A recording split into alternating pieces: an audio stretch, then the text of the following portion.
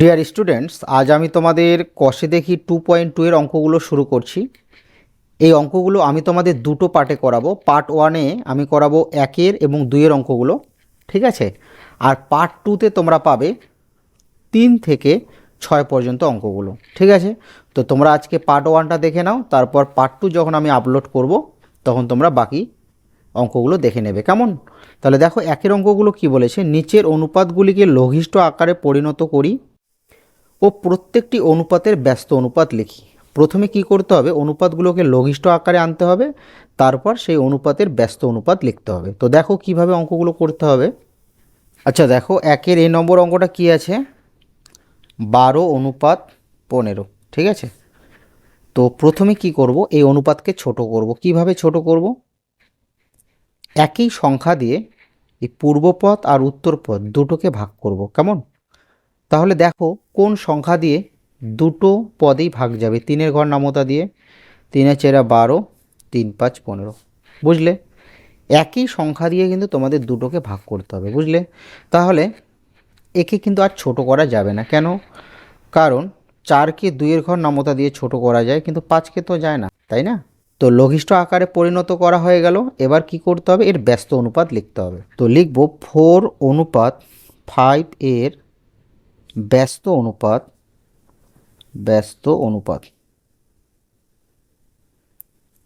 তাহলে 4:5 এর ব্যস্ত অনুপাত হবে 5:4, ঠিক আছে।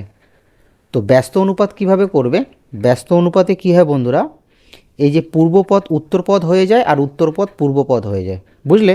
যেমন এখানে পূর্বপদ কত 4 আর উত্তরপদ 5, দেখো এর ব্যস্ত অনুপাত কি হলো 5:4, বুঝলে?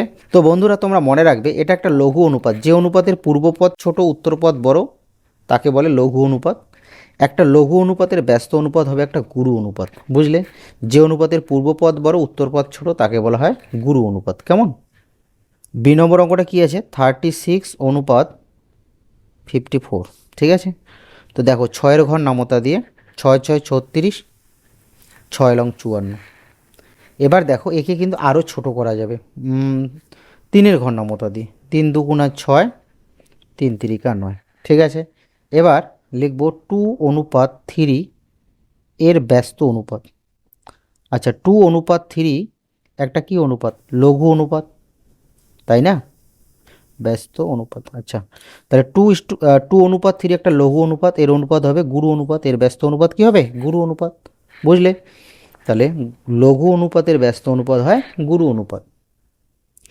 সি নম্বরটা কি আছে, 75:120। তো দেখো 5-এর ঘর নামতা দিয়ে ছোট করা যাবে, 5×15 = 75। 5 দিয়ে যদি তোমরা 120কে ভাগ করো তাহলে কত পাবে, দেখো 5×2 = 10, 20, 4×5 = 20, 24। এবার দেখো এখানে 15, এখানে 24, 3-এর ঘর নামতা দিয়ে ছোট করা যাবে, 3×5 = 15, 3×8 = 24। এখন কিন্তু আর ছোট করা যাবে না, ঠিক আছে। তাহলে কি লিখব, 5:8 এর ব্যস্ত অনুপাত। তাহলে ব্যস্ত অনুপাত কি হবে, এই পূর্বপদ হয়ে যাবে উত্তরপদ আর উত্তরপদ হয়ে যাবে পূর্বপদ, মানে 8:5, বুঝলে? ডি নম্বর অঙ্কটা কি আছে, 169:2:1, ঠিক আছে। তো দেখো বন্ধুরা, এখানে কিন্তু 13-র ঘর নামতা দিয়ে ছোট করা যাবে, 13 হবে তোমার 169, আর 13 দিয়ে যদি আমরা 221কে ভাগ করি, 13×13, 3 থেকে 12 9, আর 91, 7×13 91, কত হবে 17, ঠিক আছে। তো কি লিখব, 13:17 এর ব্যস্ত অনুপাত, তাহলে এর ব্যস্ত অনুপাত কি পাবো, 17:13। ই নম্বর অঙ্কটা কি আছে, 9xy অনুপাত 12xy। তো দেখো অনুপাতকে আমরা ভগ্নাংশে লিখতে পারি, 9xy আর এর নিচে হবে 12xy। তো দেখো উপরের এক্স নিচের এক্স, উপরের ওয়াই নিচের ওয়াই কেটে গেল, বুঝলে? 3×3 = 9, 3×4 = 12, তাহলে কত পেলাম, উপরে 3 নিচে 4, এটাকে অনুপাতে লিখলে হবে 3:4, তাই না? তো দেখো এই দিকের এক্স ওয়াই আর এদিকের এক্স ওয়াই কেটে যাবে, তাহলে কত হবে 9 আর 12, 3-এর ঘর নামতা দিয়ে, 3×3 = 9, 3×4 = 12, ঠিক আছে। এবার কি লিখব, 3:4 এর ব্যস্ত অনুপাত কি হবে বন্ধুরা, এর ব্যস্ত অনুপাত হবে তোমার কি 4:3। তো দেখো বন্ধুরা এখানে কি আছে, 429:663। এখানে সংখ্যাগুলোকে যোগ করে দেখো, 9 আর 2 11, 11 আর 4 15, 6 6 12 আর 3 15। তো তোমরা জানো কোনো সংখ্যার অঙ্কগুলোর যোগফল মানে সমষ্টি যদি 3 দ্বারা বিভাজ্য হয় তাহলে সেই সংখ্যাগুলো কিন্তু 3 দ্বারা বিভাজ্য। একে যোগ করলে 15 হবে, একে যোগ করলে কত হবে 15, তাহলে 15 3 দিয়ে ভাগ যায়, তাই এই সংখ্যাগুলো কিন্তু 3 দ্বারা বিভাজ্য। তাহলে 3 দিয়ে যদি আমরা ভাগ করি তাহলে কি হবে দেখো, 3 14 42, 3 3 9, ঠিক আছে। তারপর 3 দিয়ে 3 দুগুণা 6, 3 দুগুণা 6, 3 অক্ষ 3। এবার দেখো বন্ধুরা 13 ঘর নামতা দিয়ে আমরা 143কেও ভাগ করতে পারবো, 221কেও ভাগ করতে পারবো, ঠিক আছে। তো 13 ঘর নামতা দিয়ে আমি যদি 143কে ভাগ করি কত পাবো দেখো, 13 কো 13, 1 আর 3, 13 কো 13, 11 পাচ্ছি। আর 13 দিয়ে 221কে ভাগ করলে কত হবে, তো দেখো 13 কো 13 থাকবে কত, 9 আর 1 91, 7 13 91, ঠিক আছে। তাহলে তোমরা লিখে নেবে যে 11:17 এর ব্যস্ত অনুপাত, এর ব্যস্ত অনুপাত, এর ব্যস্ত অনুপাত কি হবে 17:11, তাই না।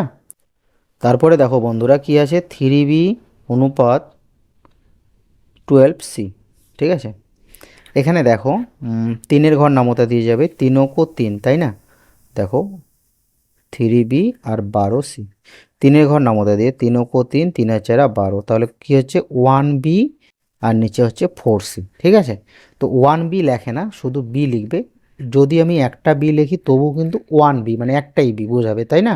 তো এভাবে 1 লেখার কোনো প্রয়োজন পড়ে না, b আর এখানে হবে কি 4c। তো লিখব b অনুপাত 4c এর ব্যস্ত অনুপাত, এর ব্যস্ত অনুপাত, এর ব্যস্ত অনুপাত আমরা পাচ্ছি 4c অনুপাত b, কেমন। 8 নম্বর অঙ্কটা কি আছে, 25xyz অনুপাত 625xyz, ঠিক আছে। তো দেখো xyz এদিকেও xyz কেটে যাবে, যদি আমি তোমাদের ভগ্নাংশে দেখাই তো দেখো 625 xyz, xyz কেটে যাবে, ঠিক আছে। তারপরে এখানে থাকবে 25 আর এখানে থাকবে 625, ঠিক আছে। এবার দেখো 25-এর ঘরে নামতা দিয়ে 625 ভাগ যাবে, 625, তাহলে 2 25-এ 50, 2 1 5, 5 25-এ 125, কেমন 25 পাবো, ঠিক আছে। আচ্ছা 25-এর ঘর নামতা দিয়ে 25 কো 25, 25কে 25 দিয়ে গুণ করলে 625। তো বন্ধুরা তোমরা লিখে নেবে 1:25 এর ব্যস্ত অনুপাত কি হবে 25:1, কেমন, তোমরা লিখে নেবে এটা। এবার আমরা 2-এর অঙ্কগুলো সমাধান করব। কি বলেছে, নিচের অনুপাতগুলিকে পূর্ণ সংখ্যার অনুপাতে পরিণত করি ও তার ব্যস্ত অনুপাত লিখি। তো দেখো বন্ধুরা কি আছে, 2.5 অনুপাত 12.5। তো দেখো 2.5 এটা একটা দশমিক ভগ্নাংশ, এটাও একটা দশমিক ভগ্নাংশ। তো ওই দশমিক ভগ্নাংশগুলোকে কি করতে হবে, সামান্য ভগ্নাংশে আনতে হবে, ঠিক আছে। দেখো তাহলে এখানে কি করব, দেখো এখানে দশমিকের পরে একটা সংখ্যা আছে, এখানেও দশমিকের পরে একটা সংখ্যা আছে, দশমিক উঠে যাবে, তাহলে এটা হবে 25 আর 125। তো দশমিকটা কিভাবে উঠে যাবে বন্ধুরা, দেখো যেমন এটা আছে, তো এটাকে আমরা যদি ভগ্নাংশে লিখি, দেখো উপরের দশমিক তুলতে গেলে নিচে 10 হবে, তাই না, দশমিকের পরে একটা সংখ্যা আছে। আর নিচের দশমিক তুলতে হলে উপরে 10 হবে, 10 10 কেটে যাবে, থাকবে কত 25 আর কত 125 থাকছে, তাই না। তো তোমরা মনে রাখবে যদি পূর্বপদ আর উত্তরপদ, ঠিক আছে, উত্তরপদের দশমিকের পরে একই সংখ্যক সংখ্যা যদি থাকে তাহলে দশমিকটা তোমরা এমনিতেই তুলে দেবে, কেমন। তাহলে 25-এর ঘর নামতা দিয়ে 25 কো 25, 5 25-এ 125, ঠিক আছে। তাহলে এগুলো কি সংখ্যা, পূর্ণ সংখ্যা, তাই না। তো লিখব 1:5 এর ব্যস্ত অনুপাত, এর ব্যস্ত অনুপাত এর ব্যস্ত অনুপাত তো তোমরা দেখলেই কি হবে 5:1। তো দেখো বন্ধুরা, এখানে পূর্ব পদে একটা ভগ্নাংশ, উত্তর পদে একটা ভগ্নাংশ আছে, তাই না? তো ভগ্নাংশকে কি করতে হবে, পূর্ণ সংখ্যায় আনতে হবে। তো কিভাবে আনবো, প্রথমে কি করবে বন্ধুরা, এই হরের লসাগু করবে, কেমন? তাহলে 8 আর 16 যদি লসাগু করি তাহলে কি হবে, 16 হবে, ঠিক আছে? এবার কি করবে, এই লসাগু গুণন এই ভগ্নাংশটা, অনুপাত, তারপর ওই লসাগু গুণন এই ভগ্নাংশটা। কি করলাম বন্ধুরা, প্রথমে ভগ্নাংশের হরের লসাগু করলাম, তারপর লসাগু সাথে গুণ করব এই যে ভগ্নাংশটা, বুঝলে? 8 দুগুণা 16, 16 16 ক্যান্সেল, তাহলে এখানে কত হলো, 5 দুগুণা 10, এটা 7, ঠিক আছে? এবার দেখো 5-এর ঘর 2-এর ঘর নামতা দিয়ে 10 ভাগ করা যাবে, কিন্তু 7 তো ভাগ করা যাবে না, তাহলে কত থাকলো, 10:7। তো বন্ধুরা তোমরা লিখে নেবে যে 10:7 এর ব্যস্ত অনুপাত 7:10। তোমাদের তো শেখালাম যে কিভাবে ব্যস্ত অনুপাত লিখতে হয়। সি নম্বরটা কি আছে, 0.7 অনুপাত 0.49, ঠিক আছে? তো দেখো বন্ধুরা 0.7, আর এখানে কি 0.49। তো খুব মন দিয়ে দেখো, উপরে দশমিকটা তুলতে হলে নিচে কত হবে, 10 হবে, আর নিচের দশমিকটা তুলতে হলে উপরে কত হবে, 100 হবে, তাই না? কারণ এখানে দশমিকের পরে দুটো সংখ্যা আছে, 10 10 100, তাহলে উপরে কত হচ্ছে 70, আর নিচে হচ্ছে 49, সামনে শূন্য তো কোনো দাম নেই। তো তোমরা মনে রাখবে, দেখো এখানে দশমিকের পরে একটা সংখ্যা, এখানে দশমিকের পরে দুটো সংখ্যা, ঠিক আছে? তো এখানে যেহেতু দুটো সংখ্যা আছে, তাহলে কি করবে, এখানে একটা শূন্য দেবে, আর 14 কেন শূন্য দেবে, কারণ দেখো এখানে দশমিকের পরে একটা, এখানে দশমিকের পরে দুটো, ঠিক আছে? তাই এখানে একটা শূন্য বসবে। নয়তো তোমরা কি করবে, এরকম করে ভগ্নাংশে প্রকাশ করে দশমিক তুলে লিখবে, কোনো সমস্যা নেই, ঠিক আছে? বুঝলে? তো দেখো 7-এর ঘর নামতা দিয়ে 7 10 70, 7 7 49, তাহলে 10:7 ব্যস্ত অনুপাত কি হবে বন্ধুরা, 7:10। তোমরা এটা সুন্দর করে লিখে নেবে। তো বন্ধুরা কি করতে হয়, প্রথমে হরের লসাগু করতে হয়। তো 5 আর 4-এর লসাগু করলে কত হবে, 20 হবে, তাই না? তারপর লসাগু গুণন ভগ্নাংশ অনুপাত লসাগু গুণন ভগ্নাংশ, ঠিক আছে?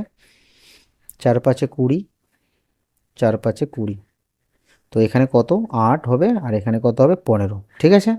তো দেখো 8কে 2 দিয়ে ভাগ করা যাবে, কিন্তু 15কে তো যাবে না, তাই এই ভগ্নাংশকে আর লঘিষ্ঠ করা যাবে না, ঠিক আছে? তাহলে 8:15 এর ব্যস্ত অনুপাত কি হবে বন্ধুরা, এর ব্যস্ত অনুপাত হবে, এর ব্যস্ত অনুপাত কি হচ্ছে 15:8, তাই না? কি আছে 22:4 5/7, ঠিক আছে?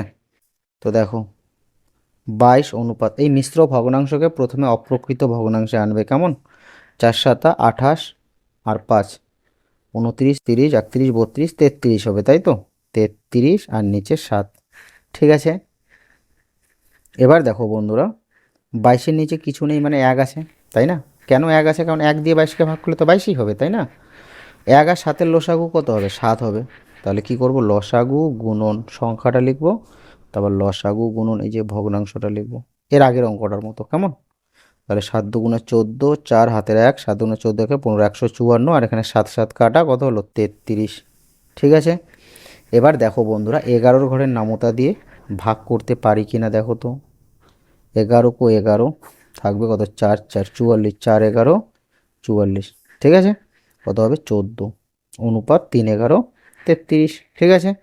তাহলে লিখব, সুতরাং 14:3 এর ব্যস্ত অনুপাত, ব্যস্ত অনুপাত কি হবে বন্ধুরা, 3:14 হবে, তাই না? এফ নম্বর অঙ্কটা কি আছে, 7 নিচে 15 অনুপাত 3:20, সেম আগের অঙ্কটার মতো। প্রথমে কি করব, 15 আর 20 লসাগু নির্ণয় করব। 3 5 15, 4 5 20, 3 5 15, 4 15 কত হবে 60, তাহলে লসাগু কত পাবো 60, ঠিক আছে? এবার দেখো লসাগু গুণন ভগ্নাংশ অনুপাত লসাগু গুণন ভগ্নাংশটা লিখব, কেমন? লসাগু দিয়ে পূর্বপদ উত্তরপদ দুটোকেই গুণ করব, কেমন? তাহলে দেখো 4 15 60, আর 3 20 60, তাহলে 4 7 28 আর 3 3 9। ঠিক আছে, তো এখানে লক্ষ্য করো তো বন্ধুরা, 2-এর ঘর নামতা দিয়ে 4-এর ঘর নামতা দিয়ে 28 যাবে, 7-এর ঘর নামতা দিয়ে যাবে, আর এখানে 9 তো 3-এর ঘর নামতা দিয়ে যাবে, একে আর ছোট করা যাবে না। তাহলে বন্ধুরা তোমরা লিখে নেবে যে 28 অনুপাত 9-এর ব্যস্ত অনুপাত কী হবে, 9 অনুপাত 28, তাই না? জি নম্বরটা কি আছে, 1/2/5 অনুপাত 7/10, তাই না? তো দেখো বন্ধুরা, প্রথমে মিশ্র ভগ্নাংশকে অপ্রকৃত ভগ্নাংশে নিয়ে আসবো। 5 × 5 2 এর 7 কীভাবে আনতে হয়, এই হরের সাথে পূর্ণ সংখ্যাটা গুণ করতে হয়, তার সাথে লবটা যোগ করতে হয়, কেমন? আর হরে যা আছে তাই। আর এখানে 7, নিচে 10। আগের মতো দেখো 5 আর 10-এর যদি তোমরা লসাগু করো অবশ্যই 10 হবে, 5 × 5 5 × 2 = 10, তাহলে লসাগু কত হবে, 5 × 2 10 হবে, তাই না? কি করব, লসাগু গুণন পূর্বপদ অনুপাত লসাগু গুণন উত্তরপদ। ঠিক আছে, 5 2 × 10, 10 10 ক্যান্সেল, কত হলো 14, আর এখানে 7। ঠিক আছে, তো দেখো বন্ধুরা, 7-এর ঘর নামতা দিয়ে ভাগ করা যাবে দুটো পদকে, তাহলে 7 2 × 14, 7 7। ঠিক আছে, তো তোমরা কিন্তু ব্যস্ত অনুপাতগুলো অবশ্যই তোমরা নিজে লিখে নেবে, কেমন? 8 নম্বর অঙ্কটা কি আছে, 4.4 অনুপাত 5.61। তো দেখো আগের মতো এখানে দশমিকের পরে একটা সংখ্যা, এখানে দশমিকের পরে দুটো সংখ্যা, তাই এই দশমিকটা তোলার জন্য এদিকে কত হবে, 100, তাই না? আচ্ছা, তোমাদের আমি ভগ্নাংশে বুঝিয়ে দিচ্ছি। ঠিক আছে, দেখো উপরের দশমিকের পরে একটা সংখ্যা আছে, তাহলে নিচে কি হবে, একের পরে একটা শূন্য হবে। আর নিচে দশমিকের পরে দুটো সংখ্যা আছে, তাই উপরে একের পরে দুটো শূন্যর সাথে গুণ করতে হবে, বুঝলে, এভাবে দশমিক তোলে। আচ্ছা, 0 0 ক্যান্সেল, তাহলে এখানে লক্ষ্য করো কি হবে, 440, এই যে 44-এর সাথে 10 গুণ, এখানে কিন্তু শূন্য কাটা গেছে। ঠিক আছে, আর এখানে কি হবে, এখানে হবে 561, 561।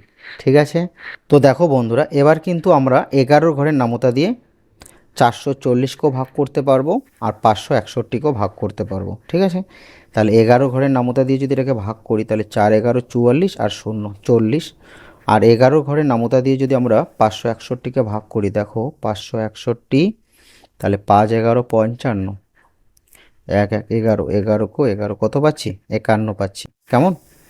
তাহলে 40 অনুপাত 51 এর ব্যস্ত অনুপাত, কত পাবো বন্ধুরা, 51 অনুপাত 40। ঠিক আছে, তো আজ আমি তোমাদের পার্ট 1-এ 1-এর এবং 2-এর অঙ্কগুলো সমাধান করে দেখালাম। পার্ট 2-তে আমি তোমাদের 3 থেকে বাকি অঙ্কগুলো সমাধান করে দেখাবো। পার্ট 2-র লিঙ্ক তোমরা পার্ট 1-এর কমেন্টে পেয়ে যাবে। ঠিক আছে, তো তোমরা সেখান থেকে দেখে নেবে।